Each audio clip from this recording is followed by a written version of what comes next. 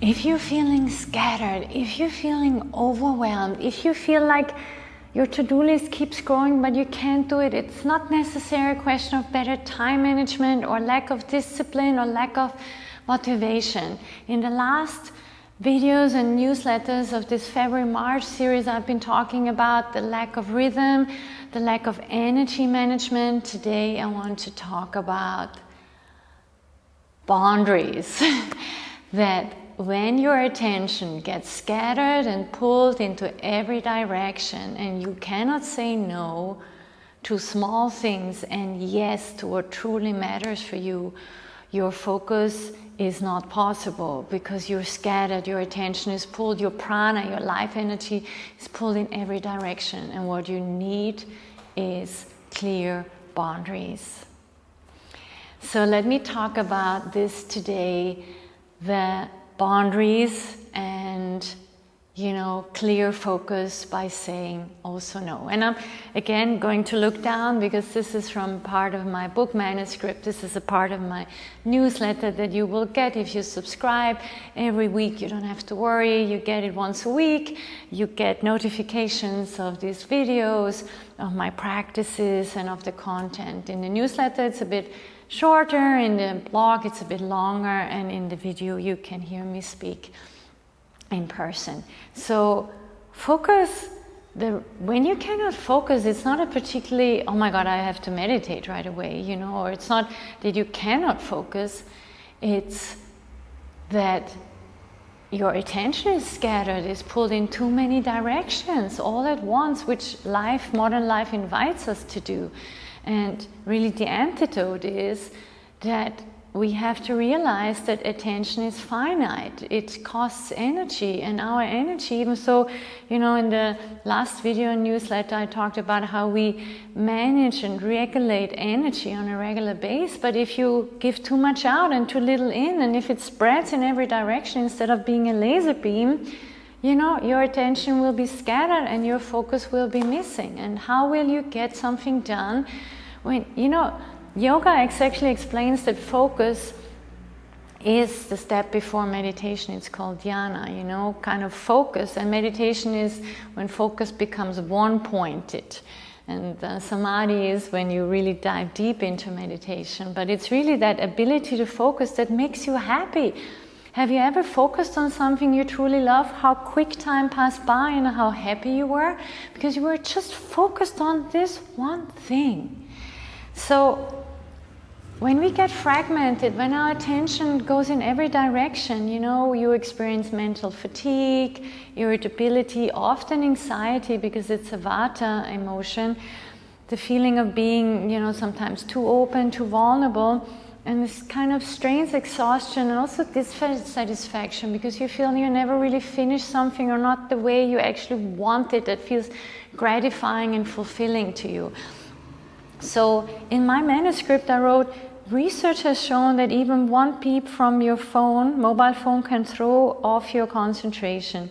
It will take us another 15 minutes to go back to our full concentration again. And ask yourself, how many times does your phone beep? And I'm sorry, I'm not going to say names, but I've had someone really close to me tell our coach saying, well, I've turned off my notifications, so I'm not a workaholic, but yeah, you can turn off your notifications because it's beeping the whole time, your WhatsApp, and you still see it, the phone lying there, you still see it, so it doesn't beep, but you still see it. Another message from this person. And then you are with your family, maybe enjoying a beach walk, and you keep getting messages. Do you think that will pull you out of the moment? Do you think that will pull you out of the attention from where you're at the moment? What should be your priority? I think you know the answer. So our environment will keep pulling us out. And so the chapter that's really dear to me in my book is called the Sadhana of No, or the spiritual practice of no. And I really learned this from my Zen Master, and I want to read this to you in India. She said, when somebody asks me, I always say no first. I say no because I want to think about it first. Then later the no might turn into a yes. Yeah, I mean, to think if it feels aligned for you, before you agree to something, or make a decision, or look into your phone. You might just want to watch a movie with your family right now and not know if, I don't know, someone you're working with or who's close to you just did this and that. At the moment it's not that important. So, and my Zen Master also said, you always want to live life with a big yes. But within that big yes, saying no is included. And as in my long-term students and clients, I already see, they say, Verena, I've been practicing the Sadhana of No, and I really realize that each time I say no to something that's not aligned with me, or that costs me too much energy, or drains me energy, or pulls me away from my attention, it's a big yes to me and to my life, to my goals. I mean, if you want to reach something, you need to be pretty focused, It's easy to be stimulated and consume. It's not so easy to create and go straight where you want to go. Someone dear to me said once that in the future there are two types of people, the ones that create and the ones that consume. And you need to ask yourself, which one do you want to be? And in order to create, you need focus, you need direction, you need bundled attention. So the Sadhana of No is the spirit of yes, but towards your own higher self. Meaning, do you really want yourself be treated this way by a person? By keep saying yes to that person and no to yourself?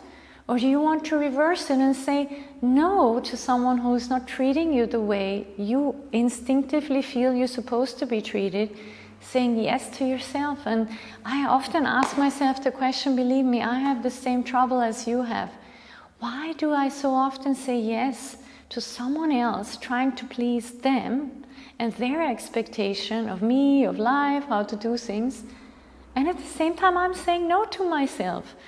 So that's where yoga and meditation comes in, because the more you know yourself, the more you know your truth, the more you know what you need, the clearer you can say no. So say yes to health, say yes to family, say yes to creative work, say yes to transformation, say yes to success in what you want to create, say yes to an exciting life. And please start saying no more often, even so in that moment it doesn't feel good. If your best friend is calling you, wanting you to join her, but at the moment you don't feel like it, in that moment it's hard to say no, because she might be disappointed. But you know what? She will get over it, and if she's really a friend, she will understand. So guilt-free is really important. Saying no once internally to yourself is already very important, yeah? So stop feeling guilty about it and use this as an inner compass. And I want you to use these 3 questions. Who do I really want to be? Or who do I really want to become? What do I need to get there? And what gets me in the way? What gets me in the way? So choose one intention container. Choose one thing to focus on. Start with this. I'd give you some examples. First, 30 minutes of the day, say no to any phone. I personally don't understand how even closest people to me can get up, the first thing they do, open the phone. Why don't wake up, drink a cup of coffee, be by yourself, take a breath, get ready, be with yourself. These first 30 minutes of the day of just daily routines, maybe some yoga, some breathing. I mean, the day is long enough. You can turn on your phone 30 minutes later, but start with yourself first. One focused work block, notification off. I mean, there's so many focus, efficiency hacks. Is basically focus on one task, turn everything off, and after 30 minutes or 20 minutes even, turn it on, check your messages, but then go back. One evening, no scrolling. Just don't scroll. Just read a book, go for a walk, talk to a friend, be with your partner, be with your children. One family moment, not half present attention. This is what personally gets me a lot. This kind of, we are with our loved ones finally, and then everyone sits there with the phone. I think you know that, right? So remember your line, you know, you need to create a container, the time, thought and space, the physical room for something to happen. Where there's space, something will fill it. You decide what that is. I want to leave you with this and invite you to a practice, a yoga practice that I have on my yoga library for my members and my clients, and a part of it also on YouTube. It's called Qigong for Boundaries and Immune Strength, because yoga, Ayurveda and Qigong, Chinese medicine, talk about the same concept. Ayurveda calls it ojas, a protective layer. In Chinese medicine, it's called the Wei Qi field. In this practice, I share how energetically you can also create stronger boundaries. And yes, I do invite you to be in touch, be a part of my community, sign up to my newsletter, get weekly valuable input, get notifications for my new inner library blog, for my new videos. Go to my website, get in touch with me, 20 minutes of free talk. Let's see how also you can create a better container for your energy, your attention, for your focus. So you can actually create the life you want and be with people more present, with more awareness. Thank you very much. Namaste.